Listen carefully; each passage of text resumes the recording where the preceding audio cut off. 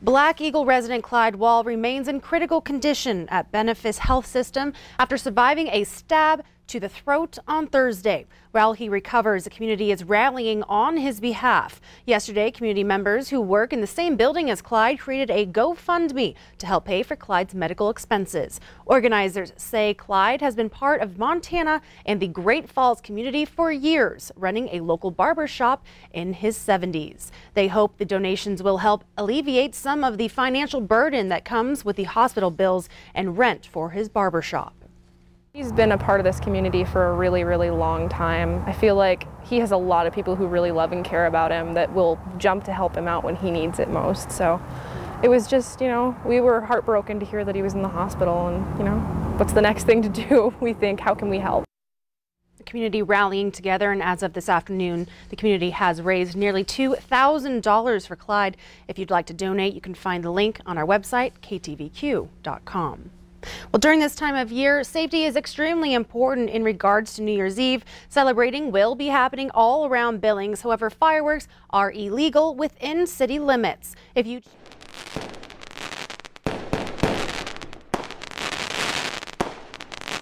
If you choose to go outside city limits for your festivities, the Billings Fire Marshal wants you to remember to keep a bucket of water, store fireworks in cool, dry areas, never allow children to play or ignite fireworks, only light fireworks on flat surfaces, and if fireworks do not ignite as directed, soak them in water and throw them out.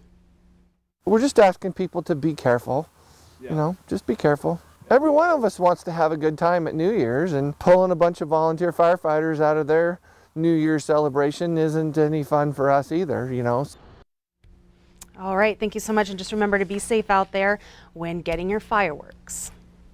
Well, the 406, written by Karen Barbie, is a love letter to the state she grew up in, Montana.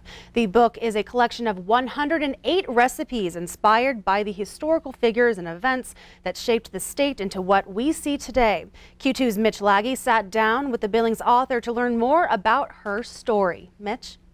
Well, Zoe, Karen Barbie grew up on a ranch outside of Great Falls and has lived in Montana all of her life. The 406 Table is the first book from the self-published author and has already sold 700 copies since its debut on November 3rd. I caught up with Barbie at a book signing at the Moss Mansion in Billings to learn more about her labor of love. Several years ago, I did a 12 Days of Christmas email to my sisters, and they were stories of us growing up on a farm northeast of Great Falls. So I put these together, and all of a sudden it became an idea for a book. People are very fascinated with Montana. They love the parks, they love the history, and as do I. So I have recipes that are mine, but I dedicated them to places, people, and things that were pertinent to Montana history. I have a chowder that is Love in a Bowl, and it's called Bridger Bowl Chowder. And then I tell about how many ski resorts there are in Montana. I have a keelboat recipe, which is a sweet potato, and it looks like the Mandan keelboat that Lewis and Clark came down on the Missouri.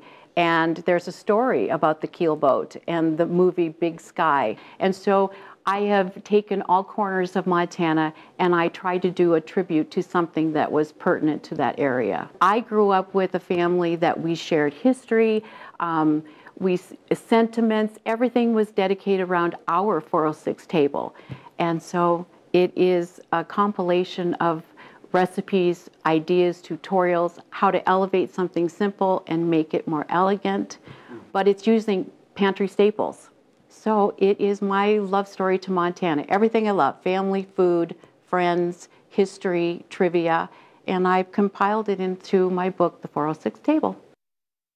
And Barbie is headed out on a book tour this spring, starting on Mother's Day. She's starting off in Great Falls with destinations all across the state. To keep up with her travels, her website is BunkhouseBarbie, spelled BARBEE.com. Zoe? Thanks, Mitch. What a cool idea. We'll have to check that out. Well, traveling is a major part of this time of year for many. The holidays connecting one another to family through road and air travel. Good news for some in the Treasure State. Officials are at Burt Mooney Airport in Butte say they're on track for getting another flight to Denver. MTN's John Amy has the latest. Officials with the Burt Mooney Airport are confident they will have a second flight out of Butte in the new year. We're hoping again for the target of being June 2020 for this extra flight during the peak season. The Department of Transportation recently awarded SkyWest the contract to be the airport's essential carrier for 2 daily flights to Salt Lake City. Butte officials are now pursuing an additional flight to Denver with United. The city just raised the $400,000 needed in guaranteed revenue to entice United to Butte. It's going to be very interesting moving forward, but getting that community support is vital. Officials say 2020 will present many challenging opportunities for the airport. We've got to continue to grow the SkyWest market, which the people of Butte are very, very solidly behind, and as well as looking at additional, an additional flight. Getting an extra flight out of the Butte airport will not only make it more convenient for travelers, it'll also make the mining city more attractive to business and industry. You got to have good air service to attract different companies that want to do business, whether it be business through Montana Tech or something else here. In Butte, John Amy, MTN News. Some good news for many. Thanks so much, John.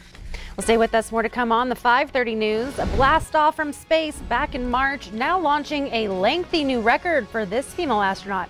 Later in sports, we break down the top 10 local sports stories of the year. But first, let's check in with our friend Rob Griggs over in the Weather Center. Zoe, for the most part, it's going to be a cold and quiet night in the region. We're going to look back on 2019's top 3 weather events as well as look ahead to New Year's Day. The forecast all coming up next. You're watching MTN News with Zoe Zandora, Storm Tracker Weather with Rob Griggs, and Sports with Casey Conlon.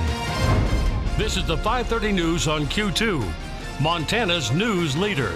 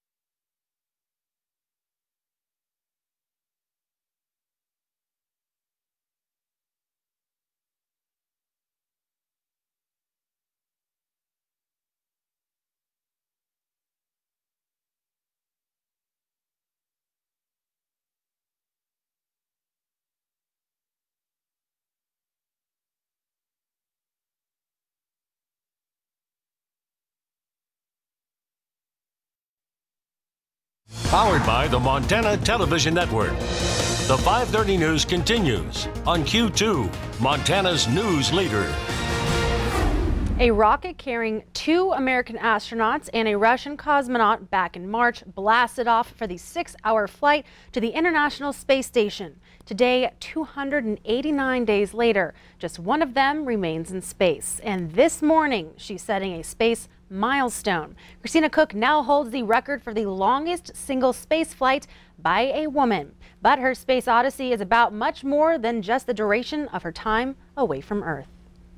Christina Cook was greeted with hugs when she arrived at the International Space Station 8.5 months ago, realizing a dream she'd had since childhood. The 40-year-old engineer was originally supposed to spend 6 months in space, but in April, her stay was extended to last nearly a year. And today, she breaks the record held by retired astronaut Peggy Whitson for the longest single trip in space by a woman. It's a huge honor. Peggy is a heroine of mine who's also been kind enough to mentor me through the years, and so it's a reminder to give back and to mentor when I get back. Part of Cook's mission is to study the effects of long-term space travel on the human body. I also like to think of it as it's not so much how many days you're up here, but what you do with each of those days. So that reminds me to bring my best to every single day.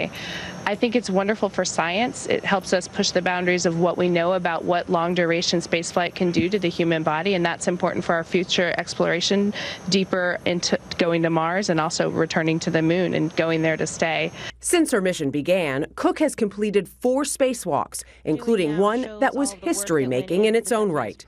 Right beneath your feet, so don't move down. Copy. In October, she and fellow astronaut Jessica Meir conducted the first all-female spacewalk, snapping selfies as they swapped out faulty batteries on the International Space Station, and following it up with a phone call from President Trump. I just want to congratulate you. What you do is incredible. You're very brave people. I don't think I want to do it. I must tell you that. Cook discussed that milestone with us yesterday on CBS This Morning. Why do you think we're seeing these milestones now for women in space?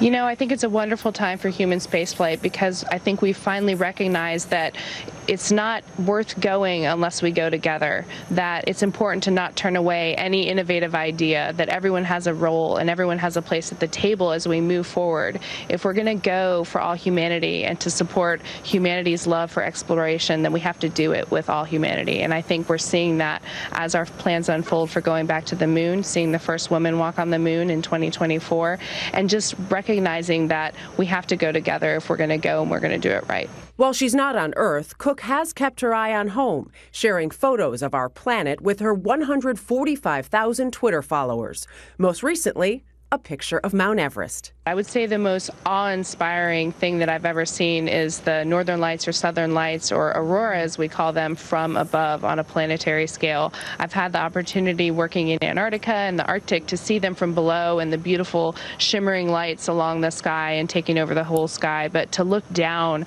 on the Earth and see the entire shape of the auroras, you know, as they form near the poles was truly an amazing sight and just literally took my breath away. Being away for so long has required sacrifice, including spending holidays away from family while suspended in zero gravity. Still, Cook says she hopes her record doesn't last long. My number one hope for this milestone is that the record is exceeded again as soon as possible, because that means that we're continuing to push the boundaries. Wow, pretty cool out there. Been an interesting year. Would you go to space if you could? Absolutely not. I don't know that I would either, I'm not going to lie. The pictures will do just fine. Yeah, that's right, that's right. I'm nervous when the tires of a motorcycle come off the ground. Like, oh, that's too much space. Not a New Year's resolution, I guess. That's right, no. Speaking of New Year's, it's around the corner. What's it looking like leading up to it? You know, I think we've got pretty much a smooth sailing picture going into New Year's. We're also going to take a quick look at what's happened over 2019 weather-wise. Been an interesting year so far. The forecast coming up next.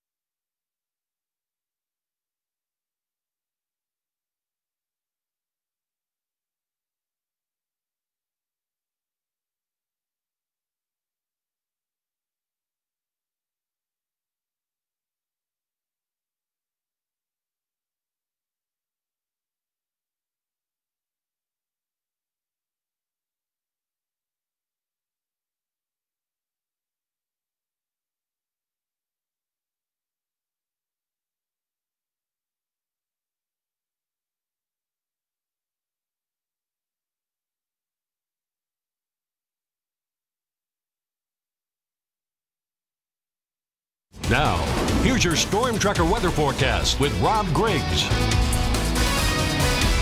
Gosh, it's our last Saturday together for 2019, the end of the decade. And we're going to finish it off with a big old low pressure system right over the southern central plains there. That's articulating precipitation, strong storms all the way from Texas, and it translates into snowstorms there from the Dakotas all the way in toward the Great Lakes region. That's a pretty good sized storm system, just missing us by that much. And I'm okay with that. I don't know about you. I'm okay with that. You can see a few flurries out there towards South Dakota, maybe just a few remnant flurries south of Billings right now. Those will be drying out as the night goes on. You can see a little closer into town here. Temperatures in the single digits all the way up to the low to mid 20s. And it's been a chilly one out there today, but these temperatures are a little more typical for this time of year than we've been seeing. We've been seeing some pretty nice warm weather. And we're going to get some more, too, here in just a little bit. 30 degrees right now with a northwest wind 9 miles an hour. Feels like 22 because of that northerly breeze. Today's high was 35. Yeah, right about average for this time of year. 23 was the low, so a little warmer than average. Nowhere near those records on either pole. And no new precipitation. Still quite a ways ahead for the year. Will we pick up any more precipitation, measurable precipitation, before the end of the decade? Doubtful for the Billings area, but 2019 was one for the books. Here are the top 3 weather events from 2019. Do you remember the flash flooding from May 26th through the 27th? That flash flooding dumped anywhere from 6 to 7 inches of rain in a 3-hour period of time on the 26th, and then the outflow of that over the next day or so virtually flooded Pompey's Pillar. The number 2 story, of course, the big hailstorms. We had 2 of them 2 weeks apart. First of all, August 11th and the 22nd. My car got damaged in that one. A lot of cars got damaged. Homes, buildings, businesses got damaged all around the region. Aircraft at the airport got damaged. We lost some wildlife out by Molt, and we also had some crop damage in that area too. So that was a pretty bad week, a couple of weeks for us. The number 1 story was the cold and snow. Just about a year ago, February 3rd through March 6th, we picked up 31 inches of snow. That made it the 3rd snowiest February on record, and we also averaged during that period of time 5 above zero, a full 26 degrees colder than average, making it the coldest stretch of time for average highs on record. So 2019, it's out the door almost. I don't think we'll have any more remarkable events until probably next year. On the chilly side, that's what's going to stay in place. We've got those flurries. They'll continue to move on out of the area. Ridging high pressure in the area should promise a pretty good amount of sunshine, although temperatures will stay a little bit on the cool side, you know, at average, and then maybe a little bit warmer than average as we head toward New Year's. Also a chance for some showers and some late night snow flurries on New Year's into New Year's Day, New Year's Eve into New Year's Day, I should say. So all in all, it's a fairly quiet weather pattern for us. All the nasty weather happening way to the east and heading out toward the east. So tonight we're looking for a little bit of wind out there toward Livingston. We could have some fog in the valleys east and southeast of Billings. Maybe a few flurries there in Sheridan. Also could see a flurry or 2 early this evening in Red Lodge, but the temperatures will be cold, single digits to the teens. Tomorrow it's going to be a little more sunny than it was today, maybe at or just a little cooler than it was. Temperatures in the 20s and 30s, but several locations will be at least above freezing. Here's where we're going. 34 on Sunday, 35. That's average for Monday. Tuesday up to 42. New Year's Day with a chance of rain and snow mixed, 45, all the way up to 47 and 48 degrees respectively Thursday and Friday before we are looking down the road for the first Saturday in 2020. It'll be partly sunny and 39 a week from today. Zoe? All right, thanks, Rob. Well, stay with us. Coming up, it's a drum roll. We continue to bring you 2019's top sports stories of the year right after the break.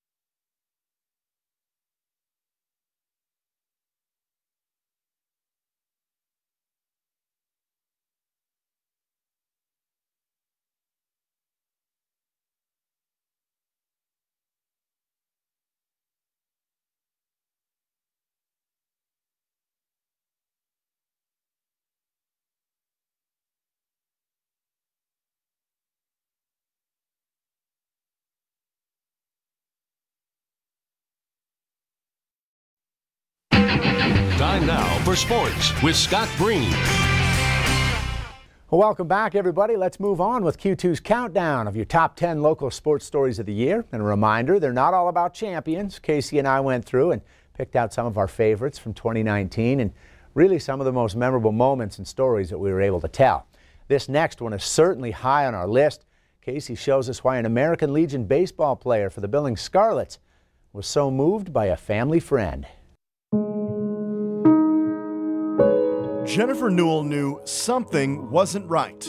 He had just finished baseball, and I honestly just thought he was exhausted from, the heat and being outside and practicing for so many hours and playing so many games. But Newell figured son Ryan, an avid athlete, would rebound with his favorite sport on the horizon. He was really nervous because he was supposed to start football practice the next day, and there's no way. He's like, Mom, there's no way I can do that. I was like getting a lot of bloody noses and a lot of headaches, and I was just real tired and I get dizzy easily, so she thought I had a concussion. So we took me in and got my blood drawn. She ended up doing some blood work, and she called me that night and said he had leukemia, and we had to go to Denver the next day. It's the kind of call we've all heard about, but are never ready for. I couldn't believe it. I was shocked. It's crazy how life can just change in an instant. Ryan went through a round of chemo in Denver, then another one at Billings Clinic, but the cancer didn't budge, and they soon found out why. The Dr. Staten found that he has a genetic mutation, and he explained it to me that it would be hard for his body to fight the cancer. It also makes it difficult to find a bone marrow donor, the most extreme course of treatment, but the one Ryan was left with, which made the news that his older sister was a perfect match even better. It was amazing. There was only 22% chance, I think, that she would be the donor.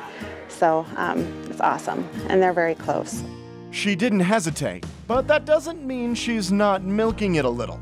She keeps using it to her advantage, telling him that she's saving his life and he owes her. And like, if I'm ever mean to her, she's like, I'm not gonna do this for you if you keep being mean.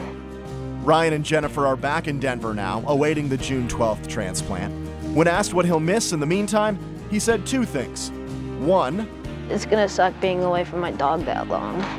And two, seeing his name on the Dealer Park field. Scarlets player Jaron Wilcox is the older brother of Newell's best friend and has chosen to play Friday's Legion Against Cancer game in his honor.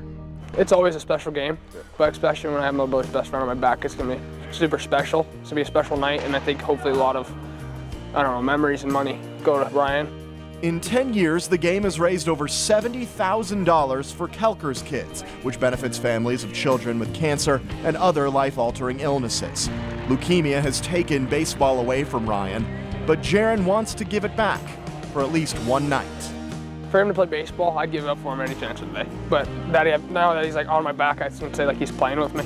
And so I play probably 110% in the game and play the hardest I think I've ever played. It's how Ryan always does. And to update Ryan's story, we are thrilled to tell you that his bone marrow transplant worked. He is back in Billings now and cancer-free. Also, if you're looking for some college hoops tonight, Rockies women are approaching halftime against Mount Royal University. Rocky men will host Portland Bible College tonight at 7:30. Plus your Cats and Grizz, men and women, opening Big Sky Conference action. Grizz against Northern Arizona, Bobcats against Sac State. Lots of college hoops. Tonight, we are back in a moment.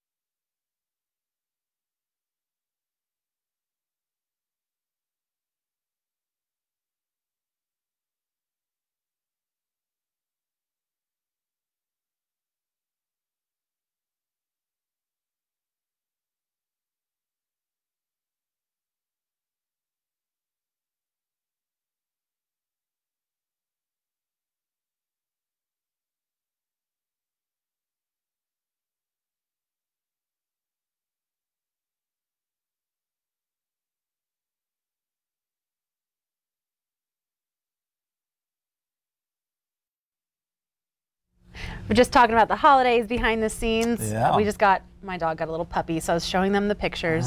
It's cute. He's named Arnie. Arnie. Little Arnie, French bulldog. A little black French bulldog with the hat and the bow and everything on there. Yeah. But it's good to be back. I was gone for a week. And so you were nice. in California. I was, yeah. Vine country. Very nice. Yes. Yeah. But good to be back.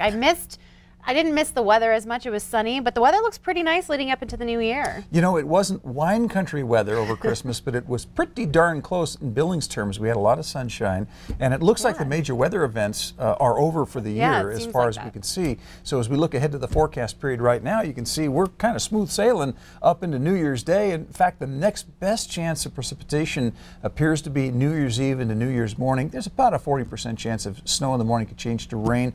Tonight, with that 18 degrees, we've got a flurry or two in the area possible, but I'm a little more concerned about some of the fog that we'll see in the valleys east of Billings and south of Billings in places like Broadus, Forsyth, Miles City.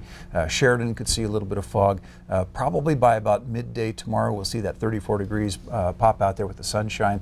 And by the way, just so you know, that 34 degrees, that's about average for this time of year, and I feel like it's a little cool out there. Yeah, it's not too bad. I like the sunshine either way. It's pretty nice. Yeah. Thanks so much for joining us. Hey, we'll see you right back here at 10 o'clock tonight.